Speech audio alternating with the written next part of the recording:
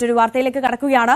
പാകിസ്ഥാനെതിരെ കൂടുതൽ നടപടിയുമായി ഇന്ത്യ. ചെനാബ് നദിക്ക് കുറുകെയുള്ള ബാഗ്ലിഹാർ ഡാമിന്റെ സ്പിൽവേ താഴ്ത്തി പാകിസ്ഥാനിലേക്കുള്ള വെള്ളത്തിന്റെ ഒഴുക്ക് കുറച്ചു. ഇന്ത്യ തിരിച്ചടിക്ക് ഒരുങ്ങവേ ആയുധ ഫാക്ടറികളിൽ ജോലി ചെയ്യുന്നവരുടെ ദീർഘകാല അവധി വെട്ടിച്ചുരുക്കി.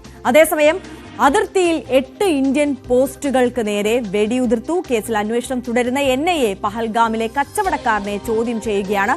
ആക്രമണത്തിന് 15 ദിവസം മുൻപ് കട തുടങ്ങിയ അയാൾ ആക്രമണ ദിവസം ഈ കട തുറന്നിരുന്നില്ല എന്നതാണ് ശ്രദ്ധേയം.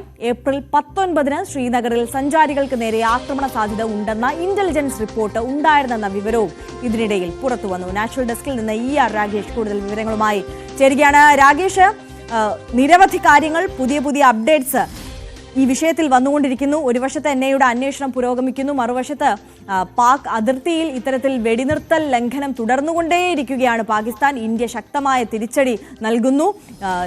ഇനിയും ഇതിലും മൂർച്ചയുള്ള തിരിച്ചടികൾക്ക് തയ്യാറെടുക്കുകയാണ് ഇന്ത്യ എന്നുള്ളത് നമ്മൾ കുറച്ച് ദിവസമായി ചർച്ച ചെയ്യുന്ന വിഷയമാണ്. അതിൽ ഈ ആയുധ ഫാക്ടറികളിൽ ജോലി ചെയ്യുന്നവരുടെ ദീർഘകാല അവധി വെട്ടിച്ചുരുക്കി എന്നുള്ള കാര്യങ്ങളൊക്കെ അതിന് ആക്കം കൂട്ടുന്നതാണ്, ശരിവെക്കുന്നതാണല്ലേ?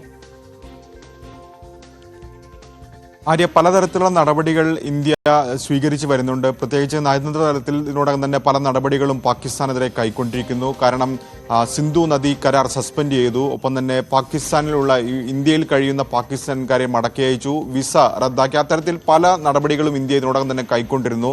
ഇപ്പോൾ സിന്ധു നദീജല കരാർ അത് എങ്ങനെ നടപ്പാക്കുമെന്ന ചർച്ചകളൊക്കെ തന്നെ കഴിഞ്ഞ ദിവസം നടന്നിരുന്നു. പ്രത്യേകിച്ച് ജലശക്തി മന്ത്രി, കേന്ദ്ര ആഭ്യന്തരമന്ത്രി അമിത്ഷായുമായി ചർച്ച നടത്തിയിരുന്നു. ഇപ്പോൾ ഏറ്റവും പുതിയ അപ്ഡേറ്റ്, അതിലേറ്റവും പ്രധാനപ്പെട്ട കാര്യം പാകിസ്ഥാനിലേക്കുള്ള വെള്ളത്തിന്റെ ഒഴുക്ക് ഇന്ത്യ കുറച്ചിരിക്കുന്നു എന്നുള്ളതാണ്. അതിലേറ്റവും പ്രധാനപ്പെട്ട കാര്യം ചെനാബ് നദിയിലെ ബഗ്ലിഹാർ ഡാമിന്റെ സ്പിൽവേ അത് താഴ്ത്തിക്കൊണ്ടാണ് ഈ ഒഴുക്ക് കുറച്ചുകൊണ്ടുള്ള നടപടിയിലേക്ക് കടന്നിരിക്കുന്നത്. കാരണം സിന്ധു നദീജല കരാർ പ്രകാരം 3 നദികളുടെ നിയന്ത്രണം പാകിസ്ഥാനാണ്. പ്രത്യേക അതിൽ തന്നെ ഏറ്റവും പ്രധാനപ്പെട്ടാണ് ചെനാബും സിന്ധുവും ഒപ്പം തന്നെ ജലം നദിയും.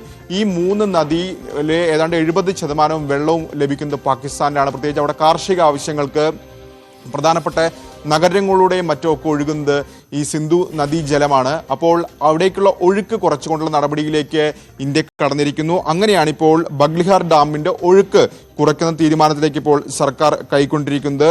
മാത്രവുമല്ല, മറ്റ് തരത്തിലുള്ള നടപടികളിലേക്ക് കൂടി കടക്കുന്നു എന്നാണ് ഇപ്പോൾ അധികൃതർ അറിയിച്ചിരിക്കുന്നത്. അതായത് മറ്റൊരു ഡാമിന്റെ നിന്നുള്ള ഒഴുക്ക് കൂടി കുറച്ചുകൊണ്ട് കൂടുതൽ ജലം പാകിസ്ഥാനിലേക്ക് ഒഴുക്കുന്നത് തടയാനുള്ള നടപടികൾ കൂടി കൈക്കൊണ്ടുവരികയാണ്. അങ്ങനെ പലതരത്തിലുള്ള നടപടികൾ ഇന്ത്യ സ്വീകരിച്ചു വരുന്നു.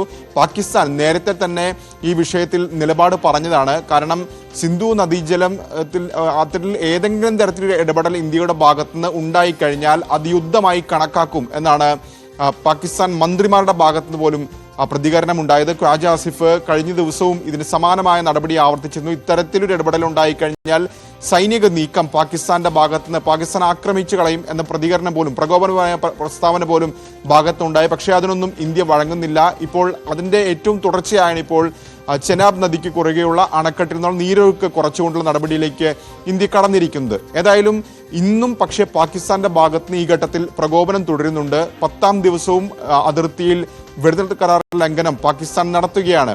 കഴിഞ്ഞ ദിവസങ്ങളിലൊക്കെ തന്നെ 1-2 സെക്ടറുകളിലാണ് പാകിസ്ഥാൻ ഇത്തരത്തിൽ ആക്രമണം നടത്തിയിരുന്നെങ്കിൽ ഇന്ന് പുറത്തു വരുന്ന വാർത്തകൾ പ്രകാരം ഏതാണ്ട് 8 സെക്ടറുകളിൽ പാകിസ്ഥാൻ ഇത്തരത്തിൽ ആക്രമണം നടത്തിയിട്ടുണ്ട്.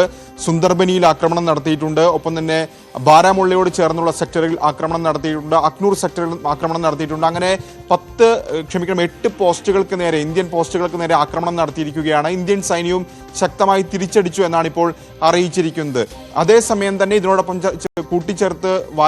ചേർക്കാവുന്ന പ്രധാനപ്പെട്ട കാര്യമാണ് ഇന്നലെ അതിർത്തി മറികടന്ന പാക് സൈനികൻ, പാക് റേഞ്ചർ ഇപ്പോൾ BSFന്റെ കസ്റ്റഡിയിലുണ്ട്. പ്രത്യേകിച്ച് രാജസ്ഥാൻ അതിർത്തിയിലെ ഗംഗാനഗറിലാണ് ഇയാൾ അതിർത്തി കടന്നിരിക്കുന്നത്. നേരത്തെ ഏതാണ്ട് ഒരാഴ്ച മുമ്പ് BSF ജവാൻ അബദ്ധത്തിൽ കർഷകരെ സഹായിക്കാൻ പോയ BSF ജവാൻ ഇത്തരത്തിൽ അതിർത്തി അബദ്ധത്തിൽ മറികടന്നിരുന്നു. പക്ഷേ അദ്ദേഹത്തെ വിട്ടു നൽകാൻ പാക് റേഞ്ചേഴ്സ് ഇതുവരെ തയ്യാറായിട്ടില്ല. പല ഫ്ലാഗ് മീറ്റുകൾ നടത്തി, പക്ഷേ ഒരു അറിയിപ്പും പാകിസ്ഥാന്റെ ഭാഗത്തുനിന്ന് ഉണ്ടായില്ല. അതിനിടയിലാണ് ഇന്നലെ ഇത്തരത്തിൽ ഗംഗാനഗറിൽ പാക് റേഞ്ചർ BSFന്റെ കസ്റ്റഡിയിൽ ആയിട്ടുള്ളത്. ഇക്കാര്യം BSF തന്നെ സ്ഥിരീകരിക്കുകയും ചെയ്യുന്നുണ്ട്. ഇനി ആര്യ സൂചിപ്പിച്ച മറ്റൊരു കാര്യത്തിലേക്ക് വന്നാൽ NIA അന്വേഷണം പുരോഗമിക്കുക എന്നുള്ളതാണ്. കാരണം പലതരത്തിലുള്ള മൊഴിയെടുപ്പ് NIA ഇതിനോടകം തന്നെ നടത്തിക്കഴിഞ്ഞു. ഒപ്പം ഈ ആക്രമണത്തിന്റെ രംഗം അവർ ആവിഷ്കരിക്കുകയും ചെയ്തു. കാരണം ഈ വിഷയത്തിൽ നിരവധി സാക്ഷികളുണ്ട്, അവരെയൊക്കെ തന്നെ അവിടെ കൊണ്ടുവന്നാണ് ഇത്തരം നടപടികളിലേക്ക് NIA കടന്നത്.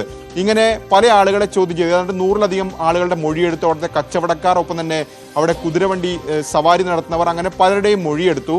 ഇതിനിടയിലാണ് അവിടെ ഒരു കട ആ ദിവസം തുറന്നിരുന്നില്ല എന്ന വിവരം NIAക്ക് ലഭിക്കുന്നത്. മാത്രവുമല്ല 15 ദിവസം മാത്രം മുമ്പ് ആരംഭിച്ച കടയാണത്.